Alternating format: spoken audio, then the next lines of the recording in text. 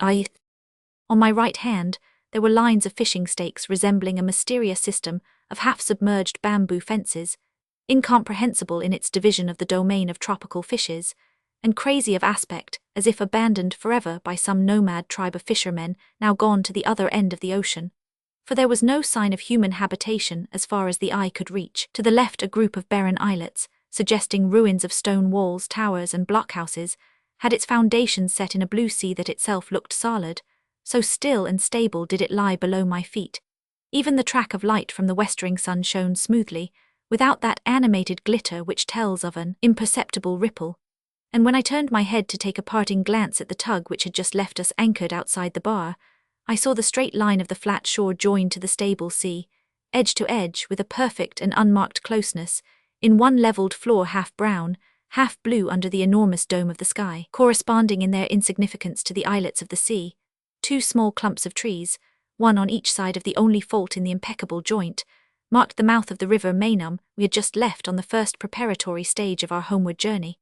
And far back on the inland level, a larger and loftier mass, the grove surrounding the great Paknam pagoda, was the only thing on which the eye could rest from the vain task of exploring the monotonous sweep of the horizon. Here and there gleams as of a few scattered pieces of silver marked the windings of the great river, and on the nearest of them, just within the bar, the tug steaming right into the land became lost to my sight, hull and funnel and masts, as though the impassive earth had swallowed her up without an effort. Without tremor, my eye followed the light cloud of her smoke, now here, now there above the plain, according to the devious curves of the stream, but always fainter and farther away, till I lost it at last behind the mitre-shaped hill of the great pagoda. And then I was left alone with my ship, anchored at the head of the Gulf of Siam. She floated at the starting point of a long journey, very still in an immense stillness, the shadows of her spars flung far to the eastward by the setting sun. At that moment I was alone on her decks. There was not a sound in her, and around us nothing moved, nothing lived, not a canoe on the water, not a bird in the air, not a cloud in the sky. In this breathless pause at the threshold of a long passage, we seemed to be measuring our fitness for a long and arduous enterprise, the appointed task of both our existences to be carried out, far from all human eyes, with only sky and sea for spectators and for judges. There must have been some glare in the air to interfere with one's sight, because it was only just before the sun left us that my roaming eyes made out beyond the highest ridges of the principal islet of the group something which did away with the solemnity of perfect solitude. The tide of darkness flowed on swiftly, and with tropical suddenness a swarm of stars came out above the shadowy earth, while I lingered yet, my hand resting lightly on my ship's rail as if on the shoulder of a trusted friend. But with all that multitude of celestial bodies staring down at one, the comfort of quiet communion with her was gone for good. And there were also disturbing sounds by this time, voices, footsteps forward. The steward flitted along the main deck, a busily ministering spirit. A hand bell tinkled urgently under the poop deck. I found my two officers waiting for me near the supper table in the lighted cuddy.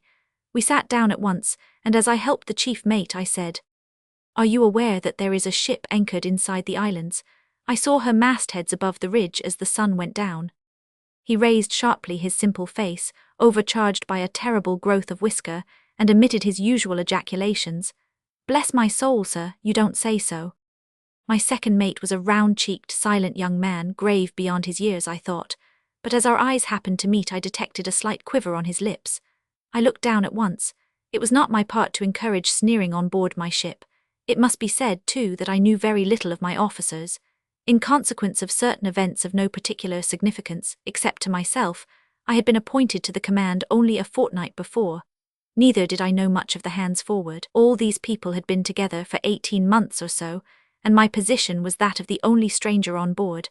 I mention this because it has some bearing on what is to follow, but what I felt most was my being a stranger to the ship, and if all the truth must be told, I was somewhat of a stranger to myself, the youngest man on board, barring the second mate, and untried as yet by a position of the fullest responsibility. I was willing to take the adequacy of the others for granted. They had simply to be equal to their tasks, but I wondered how far I should turn out faithful to that ideal conception of one's own personality every man sets up for himself secretly. Meantime the chief mate, with an almost visible effect of collaboration on the part of his round eyes and frightful whiskers, was trying to evolve a theory of the anchored ship. His dominant trait was to take all things into earnest consideration.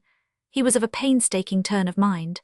As he used to say, he liked to account to himself for practically everything that came in his way, down to a miserable scorpion he had found in his cabin a week before. The why and the wherefore of that scorpion, how it got on board and came to select his room rather than the pantry, which was a dark place, and more what a scorpion would be partial to, and how on earth it managed to drown itself in the inkwell of his writing desk, had exercised him infinitely. The ship within the islands was much more easily accounted for, and just as we were about to rise from table, he made his pronouncement.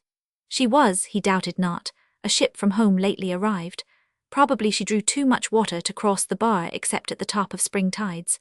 Therefore she went into that natural harbour to wait for a few days in preference to remaining in an open roadstead.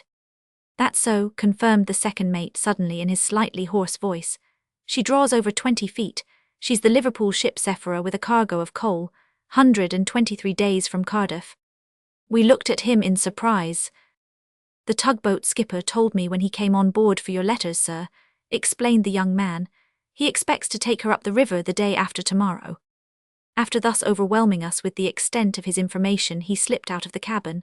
The mate observed regretfully that he could not account for that young fellow's whims.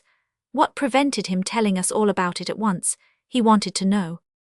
I detained him as he was making a move. For the last 2 days the crew had had plenty of hard work, and the night before they had very little sleep. I felt painfully that I, a stranger, was doing something unusual when I directed him to let all hands turn in without setting an anchor watch. I proposed to keep on deck myself till 1 o'clock or thereabouts. I would get the second mate to relieve me at that hour. He will turn out the cook and the steward at 4, I concluded, and then give you a call. Of course, at the slightest sign of any sort of wind, we'll have the hands up and make a start at once. He concealed his astonishment. Very well, sir.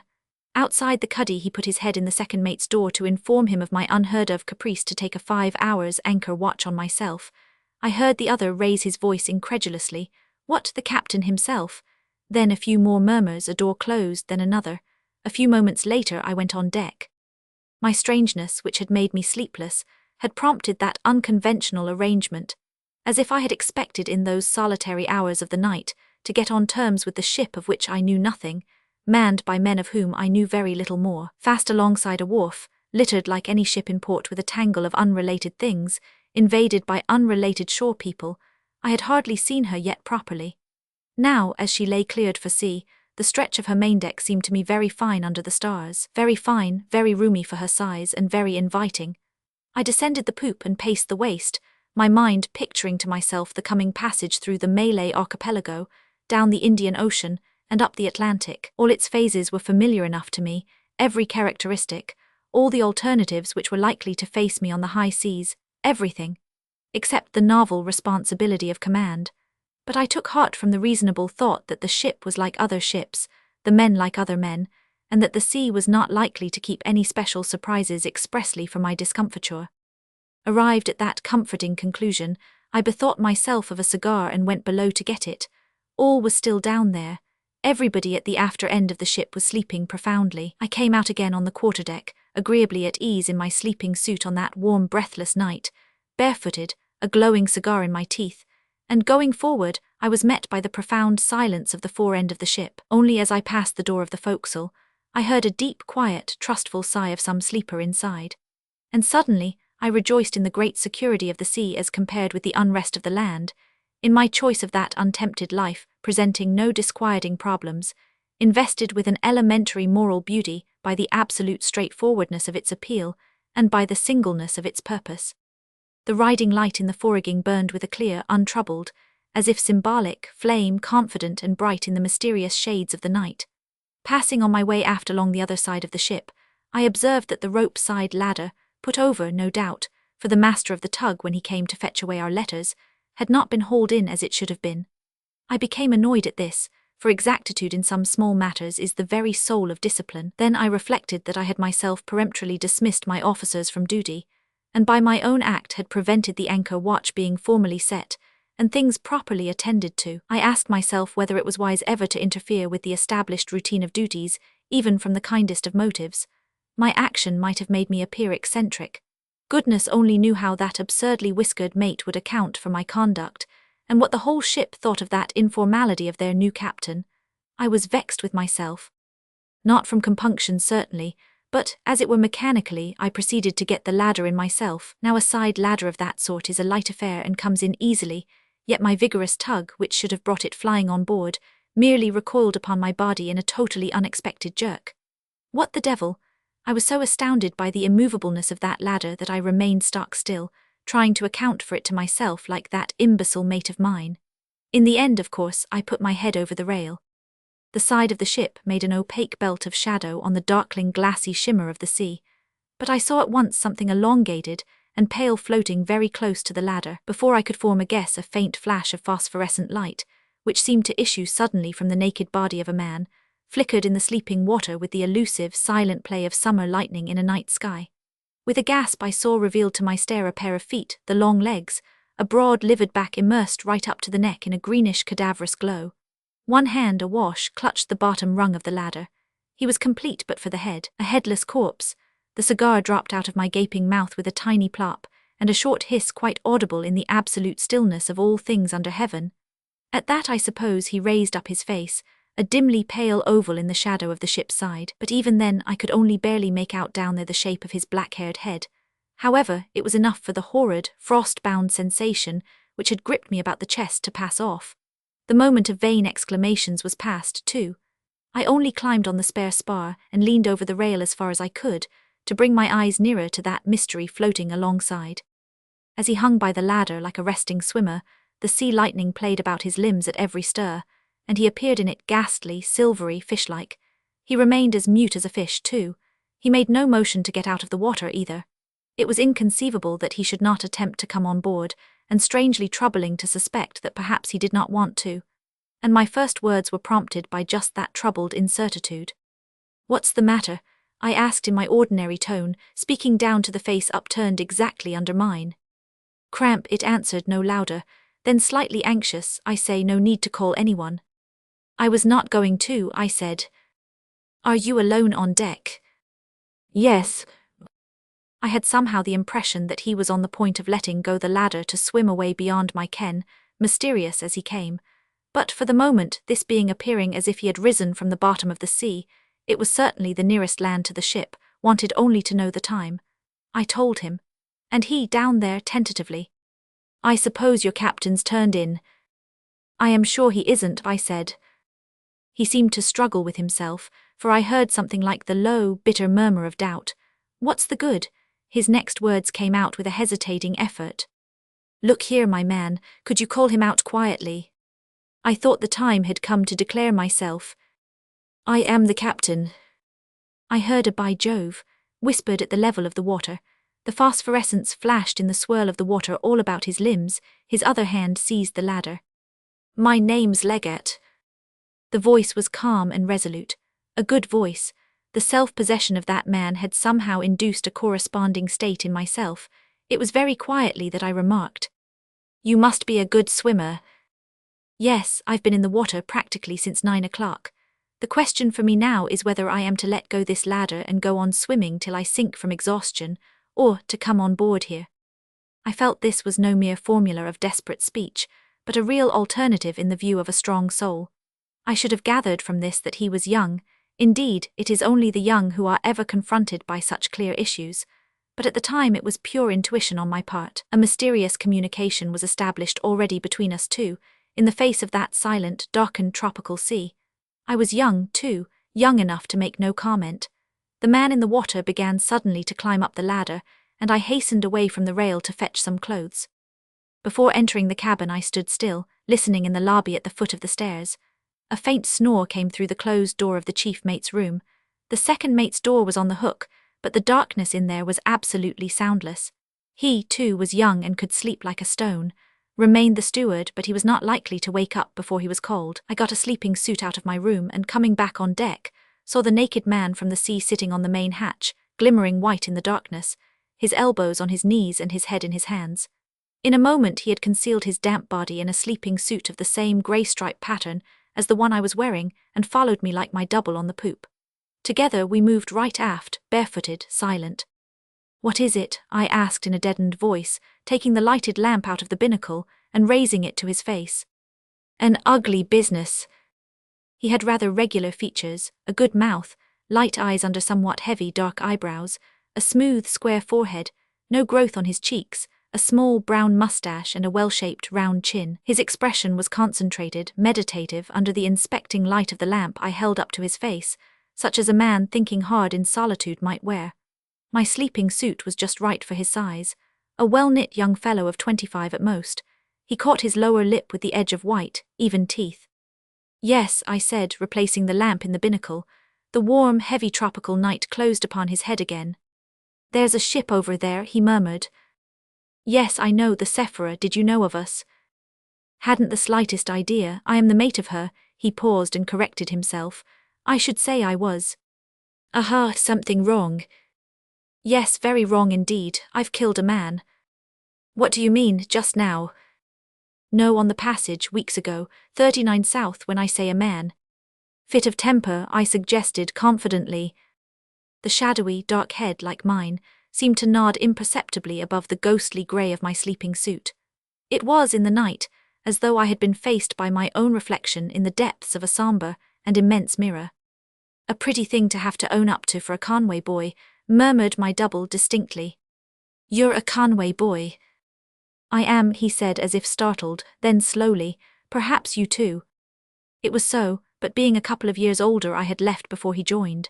After a quick interchange of dates a silence fell, and I thought suddenly of my absurd mate with his terrific whiskers and the bless my soul, you don't say so type of intellect. My double gave me an inkling of his thoughts by saying, "My father's a parson in Norfolk. Do you see me before a judge and jury on that charge? For myself I can't see the necessity. There are fellows that an angel from heaven, and I am not that." He was one of those creatures that are just simmering all the time with a silly sort of wickedness. Miserable devils that have no business to live at all. He wouldn't do his duty and wouldn't let anybody else do theirs. But what's the good of talking? You know well enough the sort of ill-conditioned snarling cur.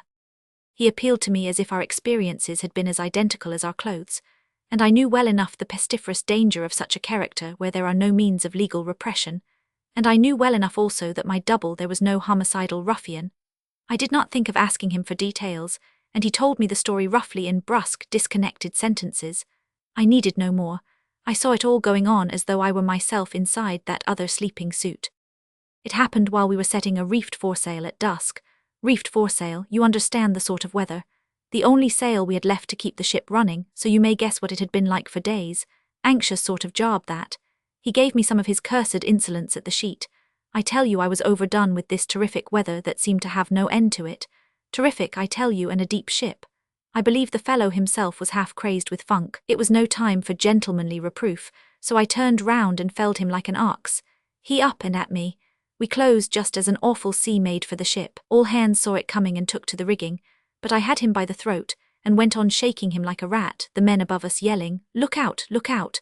Then a crash as if the sky had fallen on my head. They say that for over 10 minutes hardly anything was to be seen of the ship, just the 3 masts and a bit of the forecastle head and of the poop all awash driving along in a smother of foam. It was a miracle that they found us, jammed together behind the forebits. It's clear that I meant business because I was holding him by the throat still when they picked us up.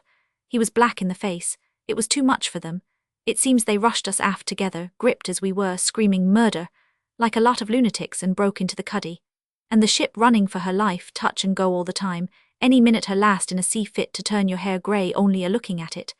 I understand that the skipper, too, started raving like the rest of them. The man had been deprived of sleep for more than a week, and to have this sprung on him at the height of a furious gale nearly drove him out of his mind. I wonder they didn't fling me overboard after getting the carcass of their precious shipmate out of my fingers. They had rather a job to separate us, I've been told. A sufficiently fierce story to make an old judge and a respectable jury sit up a bit. The first thing I heard when I came to myself was the maddening howling of that endless gale, and on that the voice of the old man. He was hanging on to my bunk, staring into my face out of his sou'wester. "Mr. Leggatt, you have killed a man. You can act no longer as chief mate of this ship." His care to subdue his voice made it sound monotonous. He rested a hand on the end of the skylight to steady himself with, and all that time did not stir a limb, so far as I could see. "Nice little tale for a quiet tea party," he concluded in the same tone. One of my hands, too, rested on the end of the skylight. Neither did I stir a limb, so far as I knew. We stood less than a foot from each other. It occurred to me that if old, bless my soul, You don't say so, were to put his head up the companion and catch sight of us, he would think he was seeing double, or imagine himself come upon a scene of weird witchcraft, the strange captain having a quiet confabulation by the wheel with his own grey ghost. I became very much concerned to prevent anything of the sort. I heard the other's soothing undertone. My father's a parson in Norfolk, it said. Evidently he had forgotten he had told me this important fact before, truly a nice little tale. You had better slip down into my stateroom now, I said, moving off stealthily. My double followed my movements, our bare feet made no sound. I let him in, closed the door with care, and after giving a call to the second mate, returned on deck for my relief. Not much sign of any wind yet, I remarked when he approached. No, sir, not much, he assented sleepily in his hoarse voice, with just enough deference, no more, and barely suppressing a yawn. Well, that's all you have to look out for. You have got your orders. Yes, sir. I paced a turn or two on the poop, and saw him take up his position face forward with his elbow in the ratlins of the mizzen rigging before I went below. The mate's faint snoring was still going on peacefully. The cuddy lamp was burning over the table on which stood a vase with flowers, a polite attention from the ship's provision merchant, the last flowers we should see for the next 3 months at the very least. 2 bunches of bananas hung from the beam symmetrically, one on each side of the rudder casing. Everything was as before in the ship, except that 2 of her captain's sleeping suits were simultaneously in use, one motionless in the cuddy, the other keeping very still in the captain's stateroom. It must be explained here that my cabin had the form of the capital letter L, the door being within the angle and opening into the short part of the letter. A couch was to the left, the bed place to the right. My writing desk and the chronometer's table faced the door, but anyone opening it, unless he stepped right inside, had no view of what I call the long or vertical part of the letter. It contained some lockers surmounted by a bookcase, and a few clothes, a thick jacket or 2, caps, oilskin coat and such like hung on hooks. There was at the bottom of that part a door opening into my bathroom, which could be entered also directly from the saloon. But that way was never used. The mysterious arrival had discovered the advantage of this particular shape. Entering my room, lighted strongly by a big bulkhead lamp swung on gimbals above my writing desk, I did not see him anywhere till he stepped out quietly from behind the coats hung in the recessed part. I heard somebody moving about and went in there at once, he whispered. I too spoke under my breath. Nobody is likely to come in here without knocking and getting permission. He nodded. His face was thin and the sunburn faded as though he had been 99, and no wonder. He had been, I heard presently, kept under arrest in his cabin for nearly 7 weeks, but there was nothing sickly in his eyes or in his expression. He was not a bit like me, really. Yet, as we stood leaning over my bed place, whispering side by side, with our dark heads together and our backs to the door, anybody bold enough to open it stealthily would have been treated to the uncanny sight of a double captain busy talking in whispers with his other self. But all this doesn't tell me how you came to hang on to our side ladder, I inquired, in the hardly audible murmurs we used, after he had told me something more of the proceedings on board the Sephora, once the bad weather was over. When we sighted Java Head, I had had time to think all those matters out several times over. I had 6 weeks of doing nothing else, and with only an hour or so every evening for a tramp on the quarterdeck. He whispered, his arms folded on the side of my bed place, staring through the open port. And I could imagine perfectly the manner of this thinking out, a stubborn if not a steadfast operation, something of which I should have been perfectly incapable. I reckoned it would be dark before we closed with the land, he continued, so low that I had to strain my hearing near as we were to each other, shoulder touching shoulder almost. So I asked to speak to the old man. He always seemed very sick when he came to see me, as if he could not look me in the face. You know, that foresail saved the ship. She was too deep to have run long under bare poles, and it was I that managed to set it for him. Anyway, he came. When I had him in my cabin, he stood by the door looking at me as if I had the halter round my neck already.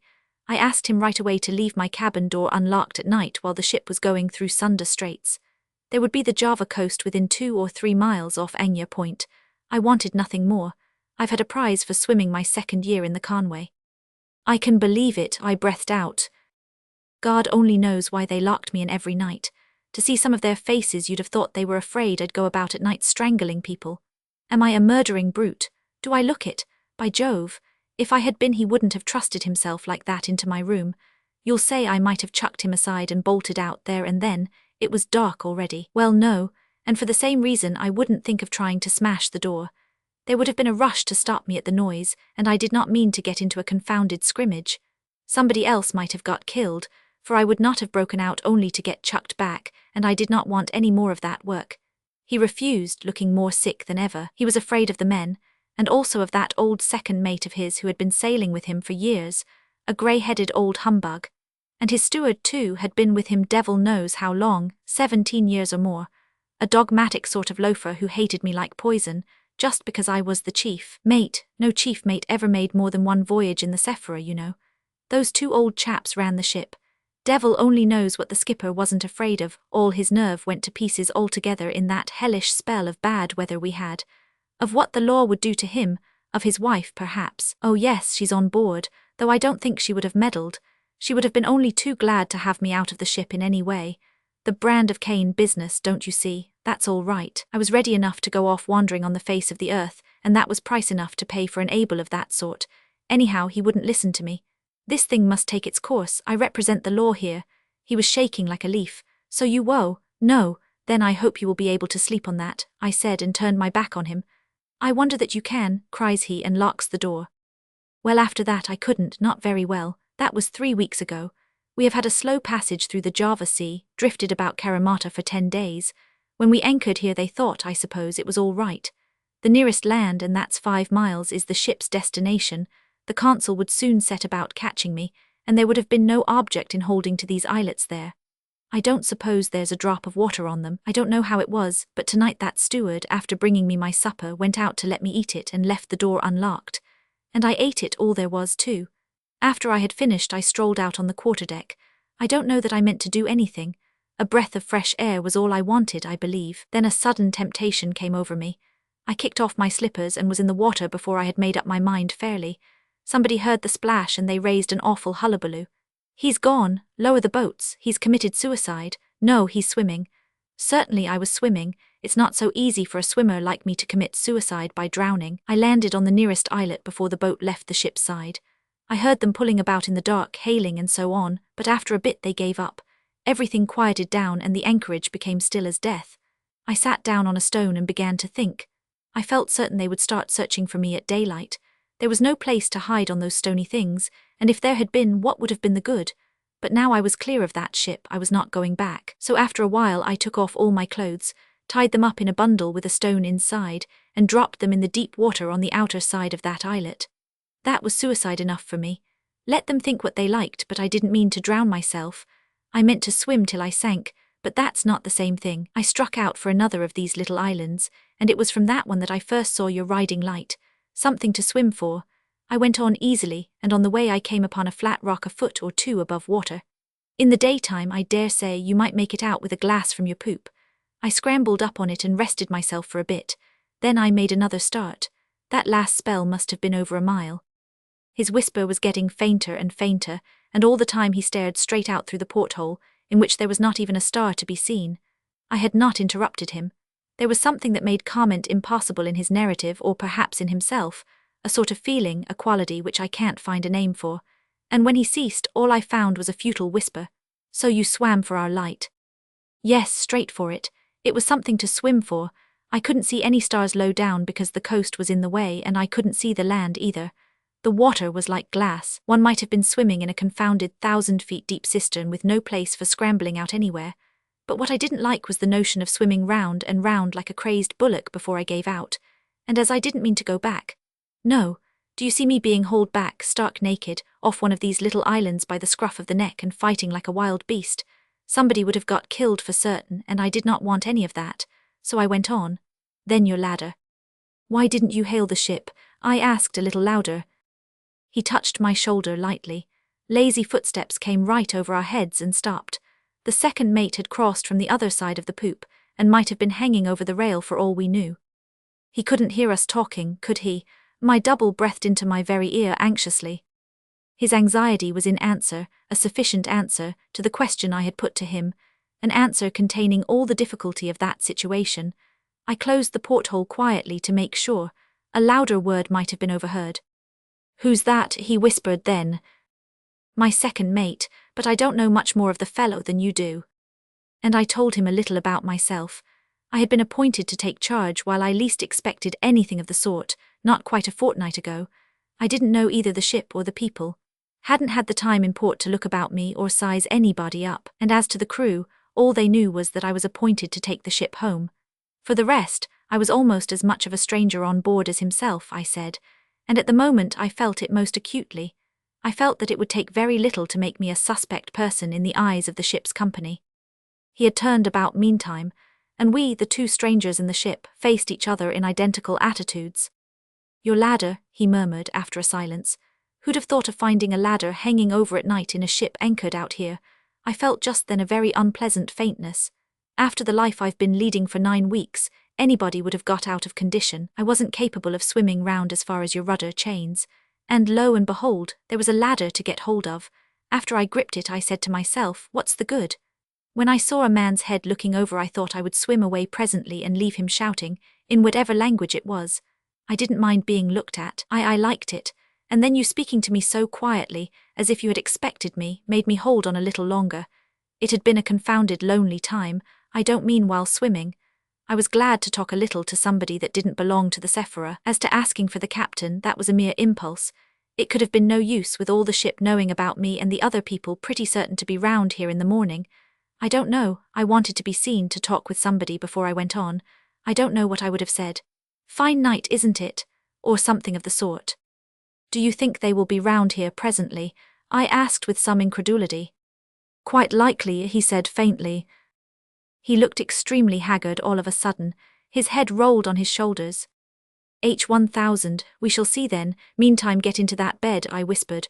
"Want help there?" It was a rather high bed place with a set of drawers underneath. This amazing swimmer really needed the lift I gave him by seizing his leg. He tumbled in, rolled over on his back, and flung one arm across his eyes. And then, with his face nearly hidden, he must have looked exactly as I used to look in that bed. I gazed upon my other self for a while before drawing across carefully the 2 green serge curtains which ran on a brass rod. I thought for a moment of pinning them together for greater safety, but I sat down on the couch, and once there I felt unwilling to rise and hunt for a pin. I would do it in a moment. I was extremely tired in a peculiarly intimate way by the strain of stealthiness, by the effort of whispering and the general secrecy of this excitement. It was 3 o'clock by now and I had been on my feet since 9, but I was not sleepy. I could not have gone to sleep. I sat there, fagged out, looking at the curtains, trying to clear my mind of the confused sensation of being in 2 places at once, and greatly bothered by an exasperating knocking in my head. It was a relief to discover suddenly that it was not in my head at all, but on the outside of the door. Before I could collect myself, the words, "Come in," were out of my mouth, and the steward entered with a tray, bringing in my morning coffee. I had slept after all, and I was so frightened that I shouted, "This way, I am here, steward," as though he had been miles away. He put down the tray on the table next the couch and only then said very quietly, "I can see you are here, sir." I felt him give me a keen look, but I dared not meet his eyes just then. He must have wondered why I had drawn the curtains of my bed before going to sleep on the couch. He went out, hooking the door open as usual. I heard the crew washing decks above me. I knew I would have been told at once if there had been any wind. Calm, I thought, and I was doubly vexed. Indeed, I felt dull more than ever. The steward reappeared suddenly in the doorway. I jumped up from the couch so quickly that he gave a start. "What do you want here?" "Close your port, sir, they are washing decks." "It is closed," I said, reddening. "Very well, sir." But he did not move from the doorway and returned my stare in an extraordinary, equivocal manner for a time. Then his eyes wavered, all his expression changed, and in a voice unusually gentle, almost coaxingly, "May I come in to take the empty cup away, sir?" Of course, I turned my back on him while he popped in and out. Then I unhooked and closed the door and even pushed the bolt. This sort of thing could not go on very long. The cabin was as hot as an oven, too. I took a peep at my double and discovered that he had not moved. His arm was still over his eyes, but his chest heaved, his hair was wet, his chin glistened with perspiration. I reached over him and opened the port. I must show myself on deck, I reflected. Of course, theoretically, I could do what I liked, with no one to say nay to me within the whole circle of the horizon. But to lock my cabin door and take the key away I did not dare. Directly I put my head out of the companion I saw the group of my 2 officers, the second mate barefooted, the chief mate in long india-rubber boots, near the break of the poop, and the steward halfway down the poop ladder talking to them eagerly. He happened to catch sight of me and dived. The second ran down on the main deck shouting some order or other, and the chief mate came to meet me, touching his cap. There was a sort of curiosity in his eye that I did not like. I don't know whether the steward had told them that I was queer, only, or downright drunk, but I know the man meant to have a good look at me. I watched him coming with a smile which, as he got into point-blank range, took effect and froze his very whiskers. I did not give him time to open his lips. Square the yards by lifts and braces before the hands go to breakfast. It was the first particular order I had given on board that ship, and I stayed on deck to see it executed too. I had felt the need of asserting myself without loss of time. That sneering young cub got taken down a peg or two on that occasion, and I also seized the opportunity of having a good look at the face of every foremast man as they filed past me to go to the after braces. At breakfast time, eating nothing myself, I presided with such frigid dignity that the two mates were only too glad to escape from the cabin as soon as decency permitted, and all the time the dual working of my mind distracted me almost to the point of insanity. I was constantly watching myself, my secret self, as dependent on my actions as my own personality, sleeping in that bed, behind that door which faced me as I sat at the head of the table. It was very much like being mad, only it was worse because one was aware of it. I had to shake him for a solid minute, but when at last he opened his eyes it was in the full possession of his senses, with an inquiring look. "All's well so far," I whispered. "Now you must vanish into the bathroom." He did so as noiseless as a ghost, and then I rang for the steward and, facing him boldly, directed him to tidy up my stateroom while I was having my bath, and be quick about it. As my tone admitted of no excuses, he said, "Yes, sir," and ran off to fetch his dustpan and brushes. I took a bath and did most of my dressing, splashing, and whistling softly for the steward's edification, while the secret sharer of my life stood drawn up bolt upright in that little space, his face looking very sunken in daylight, his eyelids lowered under the stern, dark line of his eyebrows drawn together by a slight frown. When I left him there to go back to my room, the steward was finishing dusting. I sent for the mate and engaged him in some insignificant conversation. It was, as it were, trifling with the terrific character of his whiskers, but my object was to give him an opportunity for a good look at my cabin, and then I could at last shut, with a clear conscience, the door of my stateroom and get my double back into the recessed part. There was nothing else for it. He had to sit still on a small folding stool, half smothered by the heavy coats hanging there. We listened to the steward going into the bathroom out of the saloon, filling the water bottles there, scrubbing the bath, setting things to rights, whisk, bang, clatter, out again into the saloon, turn the key, click. Such was my scheme for keeping my second self invisible. Nothing better could be contrived under the circumstances, and there we sat, I at my writing desk ready to appear busy with some papers, he behind me out of sight of the door. It would not have been prudent to talk in daytime, and I could not have stood the excitement of that queer sense of whispering to myself. Now and then, glancing over my shoulder, I saw him far back there, sitting rigidly on the low stool, his bare feet close together, his arms folded, his head hanging on his breast, and perfectly still. Anybody would have taken him for me. I was fascinated by it myself. Every moment I had to glance over my shoulder. I was looking at him when a voice outside the door said, "Beg pardon, sir." Well, I kept my eyes on him, and so when the voice outside the door announced, "There's a ship's boat coming our way, sir," I saw him give a start, the first movement he had made for hours, but he did not raise his bowed head. "All right, get the ladder over." I hesitated, should I whisper something to him, but what? His immobility seemed to have been never disturbed. What could I tell him he did not know already? Finally I went on deck. Roman 2. The skipper of the Sephora had a thin red whisker all round his face, and the sort of complexion that goes with hair of that colour, also the particular, rather smeary shade of blue in the eyes. He was not exactly a showy figure. His shoulders were high, his stature but middling, one leg slightly more bandy than the other. He shook hands, looking vaguely around. A spiritless tenacity was his main characteristic, I judged. I behaved with a politeness which seemed to disconcert him. Perhaps he was shy. He mumbled to me as if he were ashamed of what he was saying, gave his name, it was something like Archbold. But at this distance of years I hardly am sure, his ship's name and a few other particulars of that sort, in the manner of a criminal making a reluctant and doleful confession. He had had terrible weather on the passage out, terrible wife aboard too. By this time we were seated in the cabin and the steward brought in a tray with a bottle and glasses. Thanks, no, never took liquor, would have some water though, he drank 2 tumblerfuls. Terrible thirsty work, ever since daylight had been exploring the islands round his ship. What was that for fun? I asked with an appearance of polite interest. No, he sighed, painful duty. As he persisted in his mumbling, and I wanted my double to hear every word, I hit upon the notion of informing him that I regretted to say I was hard of hearing. Such a young man, too, he nodded, keeping his smeary blue, unintelligent eyes fastened upon me. What was the cause of it, some disease? He inquired without the least sympathy and as if he thought that, if so, I'd got no more than I deserved. Yes, disease, I admitted in a cheerful tone which seemed to shock him, but my point was gained, because he had to raise his voice to give me his tale. It is not worthwhile to record his version. It was just over 2 months since all this had happened, and he had thought so much about it that he seemed completely muddled as to its bearings, but still immensely impressed. What would you think of such a thing happening on board your own ship? I've had the Sephora for these 15 years. I am a well-known shipmaster. He was densely distressed, and perhaps I should have sympathized with him if I had been able to detach my mental vision from the unsuspected sharer of my cabin, as though he were my second self. There he was on the other side of the bulkhead, 4 or 5 feet from us no more as we sat in the saloon. I looked politely at Captain Archbold, if that was his name, but it was the other I saw in a grey sleeping suit, seated on a low stool, his bare feet close together, his arms folded, and every word said between us falling into the ears of his dark head bowed on his chest. I have been at sea now, man and boy, for 37 years, and I've never heard of such a thing happening in an English ship, and that it should be my ship, wife on board too. I was hardly listening to him. Don't you think, I said, that the heavy sea which, you told me, came aboard just then might have killed the man?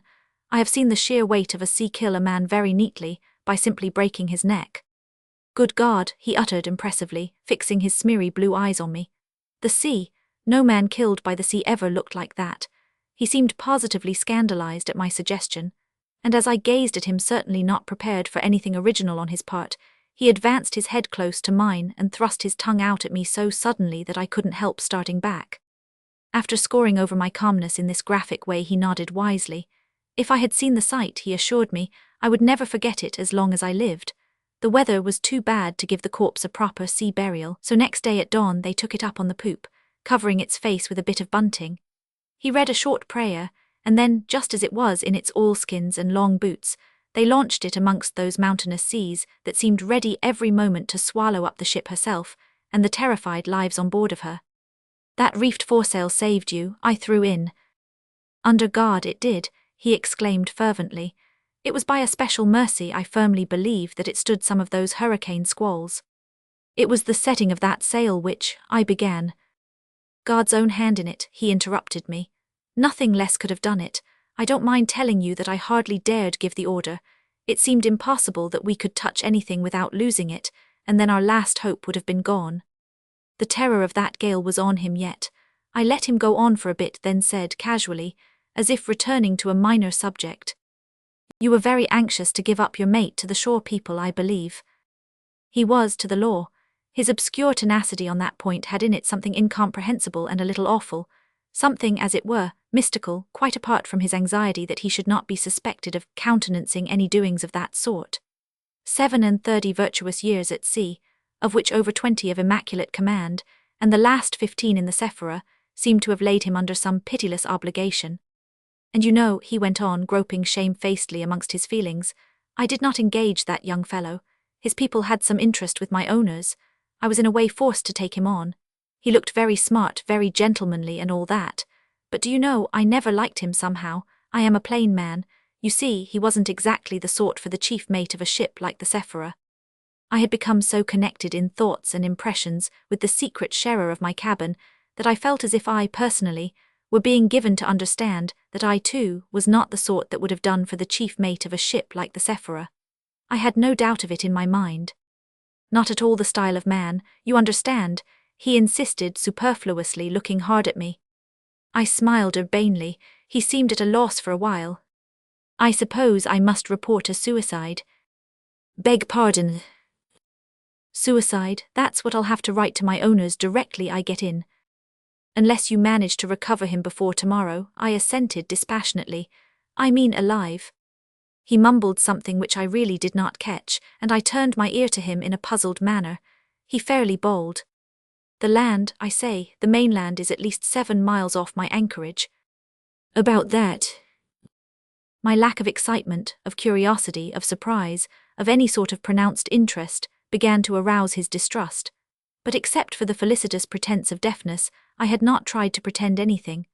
I had felt utterly incapable of playing the part of ignorance properly, and therefore was afraid to try. It is also certain that he had brought some ready-made suspicions with him, and that he viewed my politeness as a strange and unnatural phenomenon. And yet how else could I have received him? Not heartily. That was impossible for psychological reasons, which I need not state here. My only object was to keep off his inquiries. Surlily, yes, but surliness might have provoked a point-blank question. From its novelty to him and from its nature, punctilious courtesy was the manner best calculated to restrain the man. But there was the danger of his breaking through my defense bluntly. I could not, I think, have met him by a direct lie, also for psychological, not moral reasons, if he had only known how afraid I was of his putting my feeling of identity with the other to the test. But, strangely enough, I thought of it only afterwards. I believed that he was not a little disconcerted by the reverse side of that weird situation, by something in me that reminded him of the man he was seeking, suggested a mysterious similitude to the young fellow he had distrusted and disliked from the first. However that might have been, the silence was not very prolonged. He took another oblique step. I reckon I had no more than a 2-mile pull to your ship, not a bit more. And quite enough too in this awful heat, I said. Another pause full of mistrust followed. Necessity, they say, is mother of invention, but fear, too, is not barren of ingenious suggestions, and I was afraid he would ask me point-blank for news of my other self.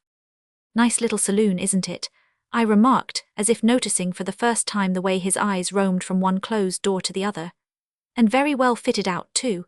Here, for instance, I continued, reaching over the back of my seat negligently and flinging the door open, is my bathroom. He made an eager movement, but hardly gave it a glance. I got up, shut the door of the bathroom, and invited him to have a look round, as if I were very proud of my accommodation. He had to rise and be shown round, but he went through the business without any raptures whatever. And now we'll have a look at my stateroom, I declared, in a voice as loud as I dared to make it, crossing the cabin to the starboard side with purposely heavy steps. He followed me in and gazed around. My intelligent double had vanished. I played my part.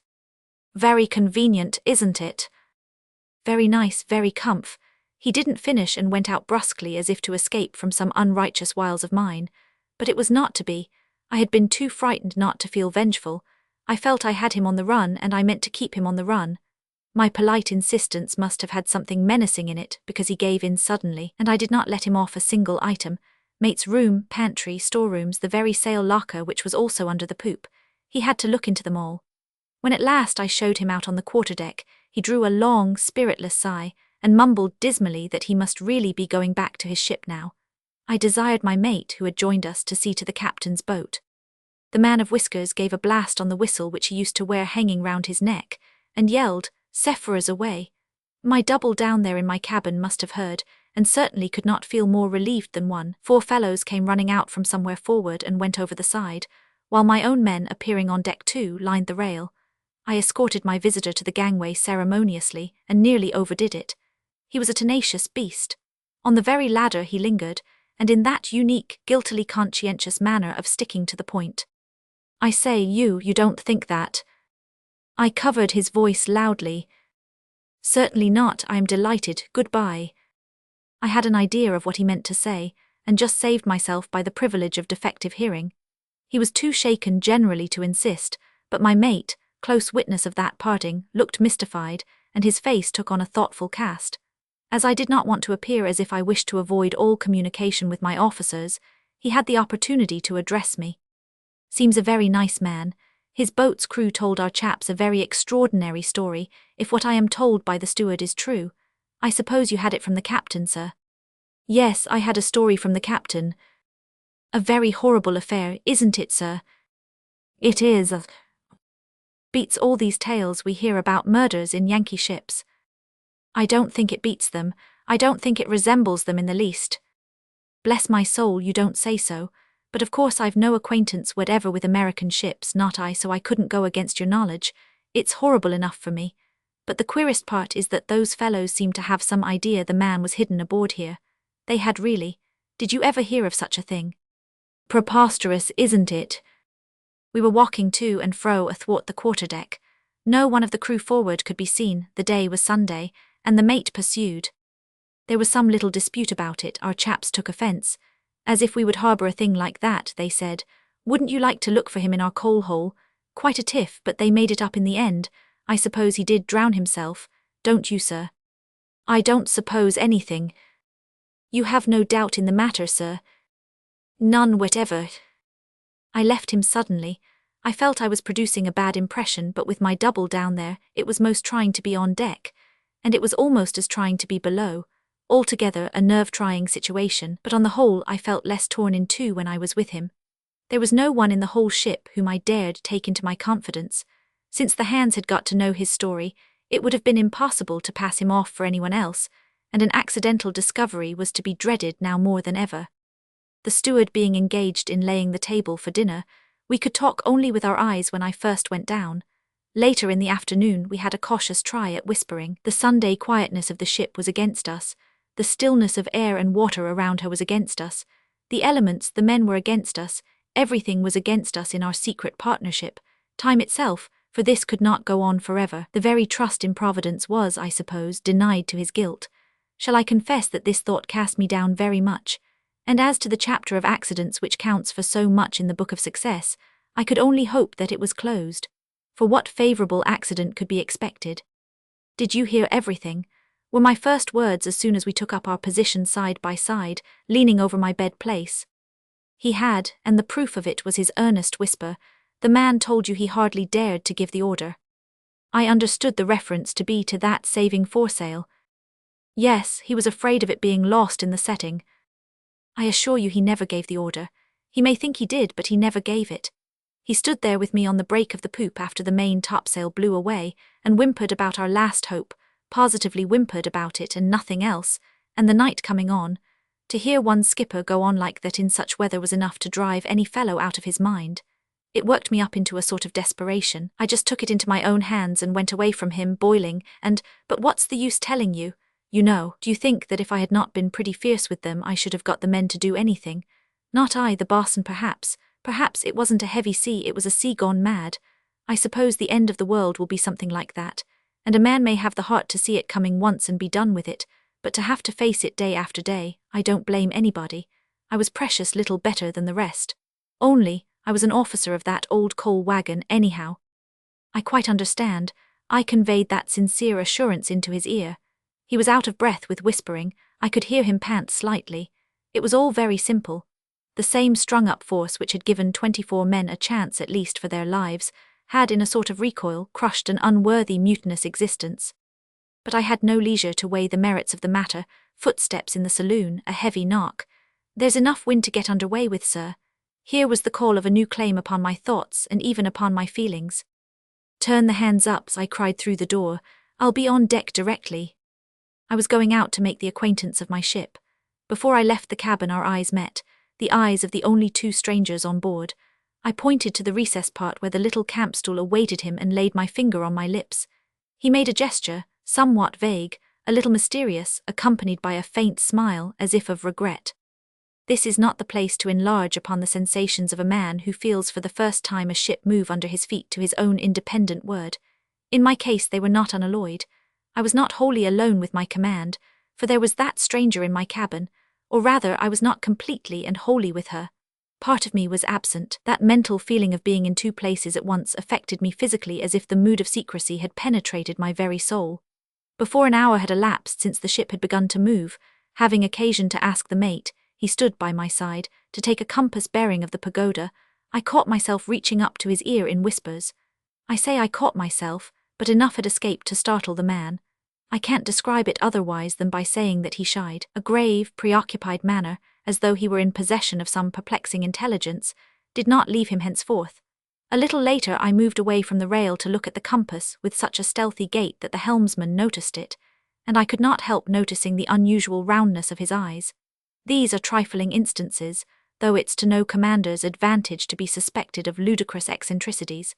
But I was also more seriously affected. There are to a seaman certain words, gestures, that should in given conditions come as naturally, as instinctively as the winking of a menaced eye. A certain order should spring onto his lips without thinking, a certain sign should get itself made, so to speak, without reflection. But all unconscious alertness had abandoned me. I had to make an effort of will to recall myself back from the cabin to the conditions of the moment. I felt that I was appearing an irresolute commander to those people who were watching me more or less critically. And besides, there were the scares. On the second day out, for instance, coming off the deck in the afternoon, I had straw slippers on my bare feet. I stopped at the open pantry door and spoke to the steward.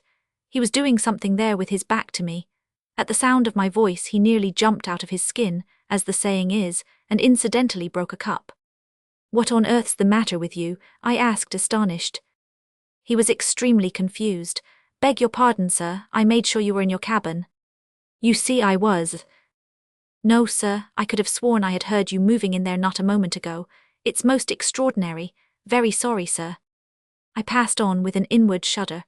I was so identified with my secret double that I did not even mention the fact in those scanty, fearful whispers we exchanged. I suppose he had made some slight noise of some kind or other. It would have been miraculous if he hadn't at one time or another, and yet, haggard as he appeared, he looked always perfectly self-controlled, more than calm, almost invulnerable. On my suggestion, he remained almost entirely in the bathroom, which upon the whole was the safest place. There could be really no shadow of an excuse for anyone ever wanting to go in there, once the steward had done with it. It was a very tiny place. Sometimes he reclined on the floor, his legs bent, his head sustained on one elbow.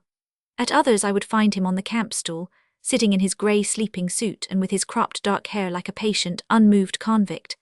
At night I would smuggle him into my bed place, and we would whisper together, with the regular footfalls of the officer of the watch passing and repassing over our heads. It was an infinitely miserable time. It was lucky that some tins of fine preserves were stowed in a locker in my stateroom.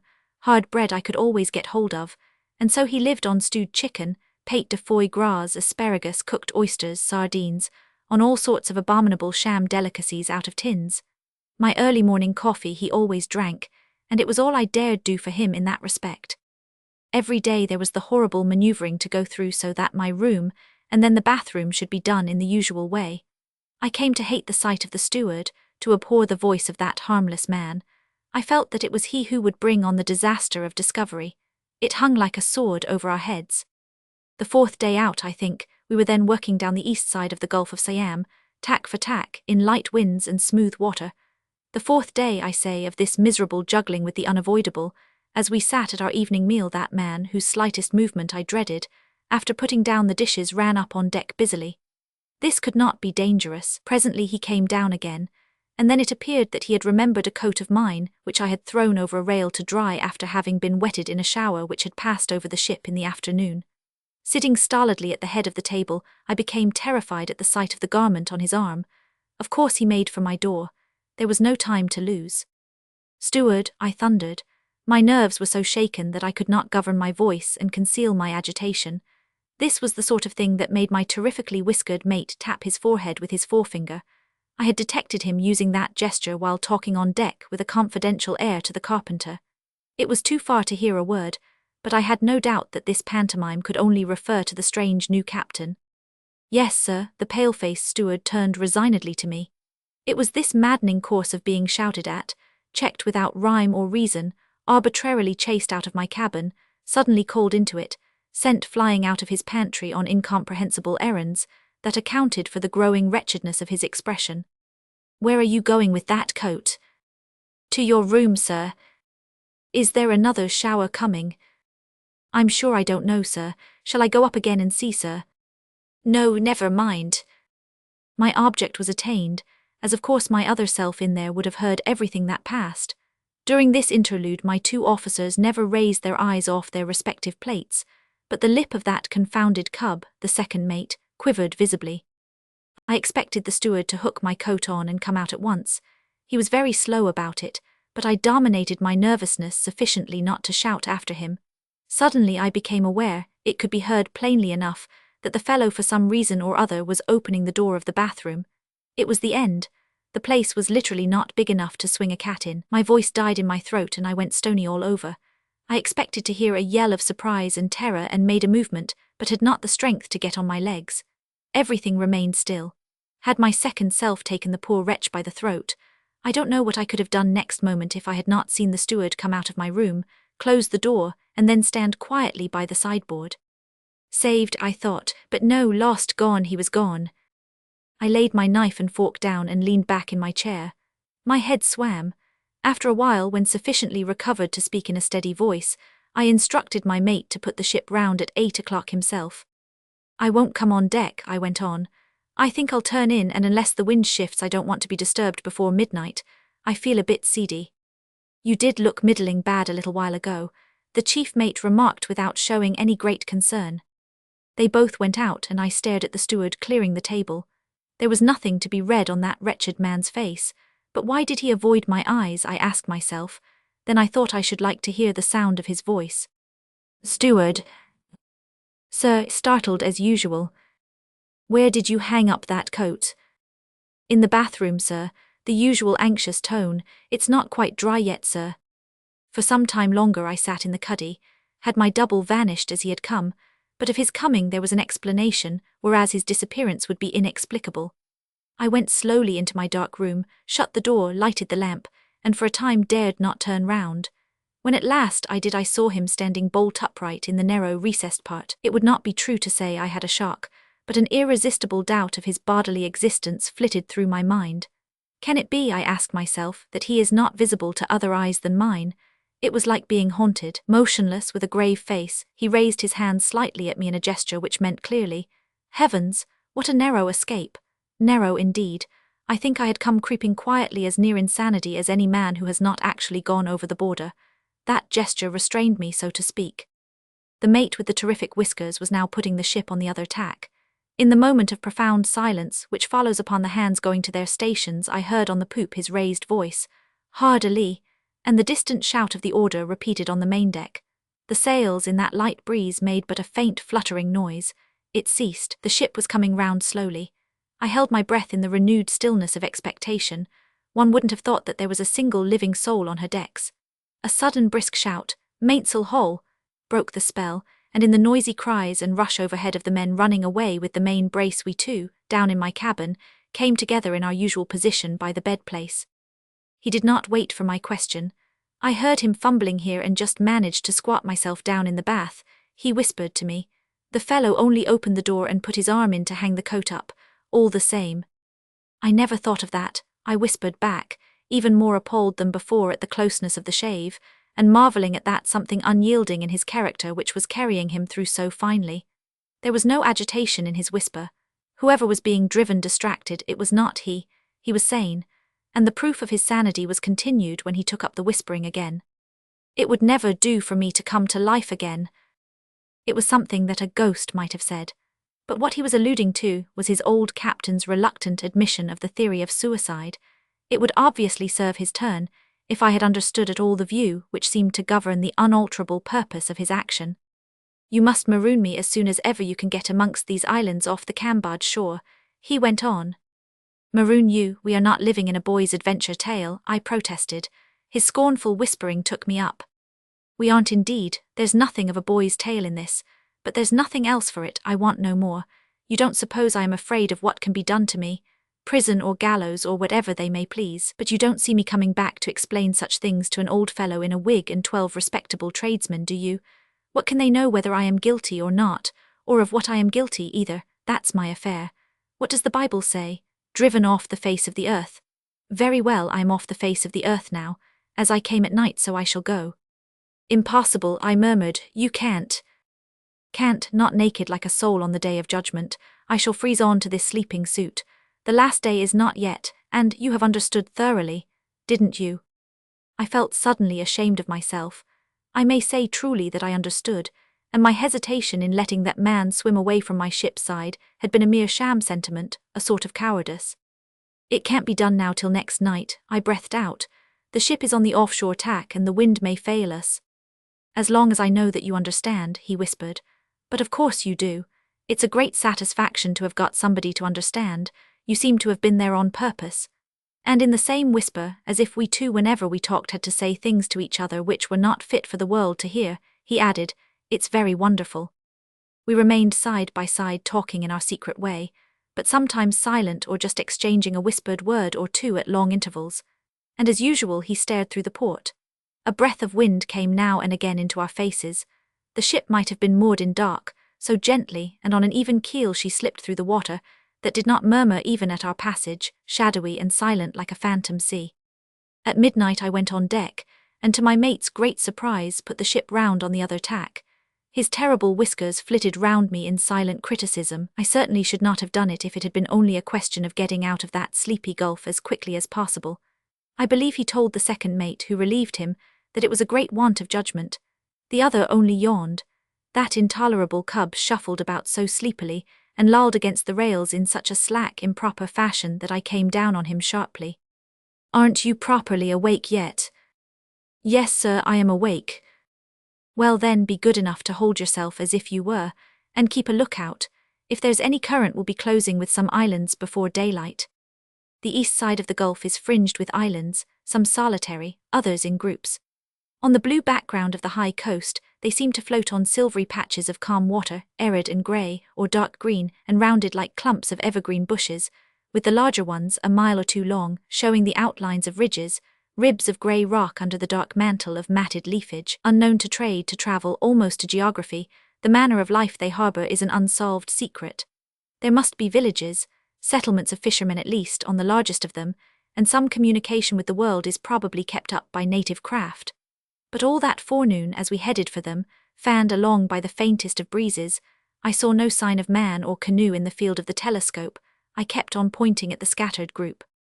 At noon I gave no orders for a change of course, and the mate's whiskers became much concerned, and seemed to be offering themselves unduly to my notice. At last I said, "I am going to stand right in, quite in as far as I can take her."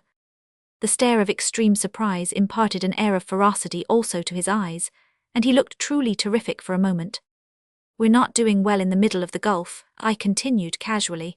"I am going to look for the land breezes tonight." "Bless my soul, do you mean, sir, in the dark amongst the lot of all them islands and reefs and shoals?" "Well, if there are any regular land breezes at all on this coast, one must get close inshore to find them, mustn't one?" "Bless my soul," he exclaimed again under his breath. All that afternoon he wore a dreamy, contemplative appearance which in him was a mark of perplexity. After dinner, I went into my stateroom as if I meant to take some rest. There we two bent our dark heads over a half-unrolled chart lying on my bed. "There," I said, "it's got to be Coring. I've been looking at it ever since sunrise. It has got 2 hills and a low point. It must be inhabited. And on the coast opposite there is what looks like the mouth of a biggish river, with some towns, no doubt, not far up. It's the best chance for you that I can see." "Anything, Coring, let it be." He looked thoughtfully at the chart, as if surveying chances and distances from a lofty height, and following with his eyes his own figure wandering on the blank land of Cochin China, and then passing off that piece of paper clean out of sight into uncharted regions, and it was as if the ship had 2 captains to plan her course for her. I had been so worried and restless running up and down that I had not had the patience to dress that day. I had remained in my sleeping suit, with straw slippers and a soft floppy hat. The closeness of the heat in the Gulf had been most oppressive, and the crew were used to seeing me wandering in that airy attire. "She will clear the south point as she heads now," I whispered into his ear. "Goodness only knows when though, but certainly after dark. I'll edge her into half a mile as far as I may be able to judge in the dark." "Be careful," he murmured warningly, and I realized suddenly that all my future, the only future for which I was fit, would perhaps go irretrievably to pieces in any mishap to my first command. I could not stop a moment longer in the room. I motioned him to get out of sight and made my way on the poop. That unplayful cub had the watch. I walked up and down for a while thinking things out, then beckoned him over. "Send a couple of hands to open the 2 quarterdeck ports," I said mildly. He actually had the impudence, or else so forgot himself in his wonder at such an incomprehensible order, as to repeat, "Open the quarterdeck ports. What for, sir?" "The only reason you need concern yourself about is because I tell you to do so. Have them open wide and fastened properly." He reddened and went off, but I believe made some jeering remark to the carpenter as to the sensible practice of ventilating a ship's quarterdeck. I know he popped into the mate's cabin to impart the fact to him, because the whiskers came on deck, as it were by chance, and stole glances at me from below, for signs of lunacy or drunkenness, I suppose.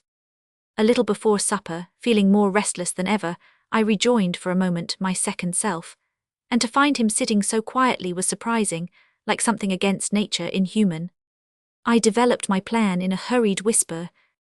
I shall stand in as close as I dare and then put her round. I will presently find means to smuggle you out of here into the sail locker, which communicates with the lobby, but there is an opening, a sort of square for hauling the sails out, which gives straight on the quarterdeck and which is never closed in fine weather, so as to give air to the sails. When the ship's way is deadened in stays, and all the hands are aft at the main braces, you will have a clear road to slip out and get overboard through the open quarterdeck port. I've had them both fastened up. Use a rope's end to lower yourself into the water so as to avoid a splash. You know, it could be heard and cause some beastly complication.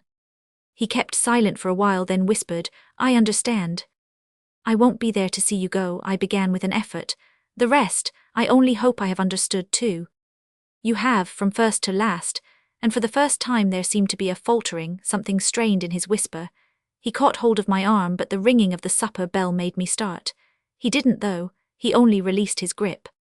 After supper I didn't come below again till well past 8 o'clock. The faint, steady breeze was loaded with dew, and the wet, darkened sails held all there was of propelling power in it. The night, clear and starry, sparkled darkly, and the opaque, lightless patches shifting slowly against the low stars were the drifting islets. On the port bow there was a big one more distant, and shadowily imposing by the great space of sky it eclipsed. On opening the door I had a back view of my very own self looking at a chart. He had come out of the recess, and was standing near the table. Quite dark enough, I whispered. He stepped back and leaned against my bed with a level, quiet glance. I sat on the couch. We had nothing to say to each other. Over our heads the officer of the watch moved here and there. Then I heard him move quickly. I knew what that meant. He was making for the companion, and presently his voice was outside my door. We are drawing in pretty fast, sir. Land looks rather close. Very well, I answered. I am coming on deck directly. I waited till he was gone out of the cuddy, then rose. My double moved too. The time had come to exchange our last whispers, for neither of us was ever to hear each other's natural voice. Look here, I opened a drawer and took out 3 sovereigns. Take this anyhow. I've got 6 and I'd give you the lot, only I must keep a little money to buy some fruit and vegetables for the crew from native boats as we go through Sunda Straits. He shook his head. Take it, I urged him, whispering desperately. No one can tell what. He smiled and slapped meaningly the only pocket of the sleeping jacket. It was not safe, certainly, but I produced a large old silk handkerchief of mine, and tying the 3 pieces of gold in a corner, pressed it on him. He was touched, I supposed, because he took it at last, and tied it quickly round his waist under the jacket, on his bare skin. Our eyes met. Several seconds elapsed, till our glances still mingled. I extended my hand and turned the lamp out. Then I passed through the cuddy, leaving the door of my room wide open. Steward. He was still lingering in the pantry in the greatness of his zeal, giving a rub-up to a plated cruet stand the last thing before going to bed. Being careful not to wake up the mate, whose room was opposite, I spoke in an undertone. He looked round anxiously. Sir, can you get me a little hot water from the galley? I am afraid, sir, the galley fire's been out for some time now. Go and see. He flew up the stairs. Now, I whispered loudly into the saloon, too loudly perhaps, but I was afraid I couldn't make a sound. He was by my side in an instant. The double captain slipped past the stairs, through a tiny dark passage, a sliding door. We were in the sail locker, scrambling on our knees over the sails. A sudden thought struck me. I saw myself wandering barefooted, bareheaded, the sun beating on my dark poll. I snatched off my floppy hat and tried hurriedly in the dark to ram it on my other self. He dodged and fended off silently. I wonder what he thought had come to me before he understood and suddenly desisted. Our hands met gropingly, lingered united in a steady, motionless clasp for a second. No word was breathed by either of us when they separated. I was standing quietly by the pantry door when the steward returned. Sorry, sir, kettle barely warm. Shall I light the spirit lamp?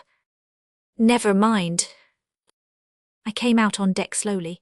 It was now a matter of conscience to shave the land as close as possible, for now he must go overboard whenever the ship was put in stays. There could be no going back for him. After a moment I walked over to leeward, and my heart flew into my mouth at the nearness of the land on the bow. Under any other circumstances I would not have held on a minute longer. The second mate had followed me anxiously. I looked on till I felt I could command my voice. She will weather, I said then in a quiet tone. Are you going to try that, sir? he stammered out incredulously. I took no notice of him and raised my tone just enough to be heard by the helmsman. Keep her good full. Good full, sir. The wind fanned my cheek, the sails slept, the world was silent. The strain of watching the dark loom of the land grow bigger and denser was too much for me. I had shut my eyes because the ship must go closer. She must, the stillness was intolerable. Were we standing still? When I opened my eyes, the second view started my heart with a thump. The black southern hill of Koh-ring seemed to hang right over the ship like a towering fragment of everlasting night. On that enormous mass of blackness there was not a gleam to be seen, not a sound to be heard. It was gliding irresistibly towards us, and yet seemed already within reach of the hand. I saw the vague figures of the watch grouped in the waist, gazing in awed silence. "Are you going on, sir?" inquired an unsteady voice at my elbow. I ignored it. I had to go on. "Keep her full, don't check her way. That won't do now," I said warningly. "I can't see the sails very well," the helmsman answered me in strange, quavering tones. Was she close enough? Already she was, I won't say in the shadow of the land, but in the very blackness of it, already swallowed up as it were, gone too close to be recalled, gone from me altogether. "Give the mate a call," I said to the young man who stood at my elbow as still as death, "and turn all hands up." My tone had a borrowed loudness reverberated from the height of the land. Several voices cried out together, "We are all on deck, sir." Then stillness again, with the great shadow gliding closer, towering higher, without a light, without a sound. Such a hush had fallen on the ship that she might have been a bark of the dead floating in slowly under the very gate of Erebus. "My God, where are we?" It was the mate moaning at my elbow. He was thunderstruck, and as it were deprived of the moral support of his whiskers. He clapped his hands and absolutely cried out, "Lost!" "Be quiet," I said sternly. He lowered his tone, but I saw the shadowy gesture of his despair. "What are we doing here?" "Looking for the land wind." He made as if to tear his hair, and addressed me recklessly. "She will never get out. You have done it, sir. I knew it'd end in something like this. She will never weather, and you are too close now to stay. She'll drift ashore before she's round. Oh my God."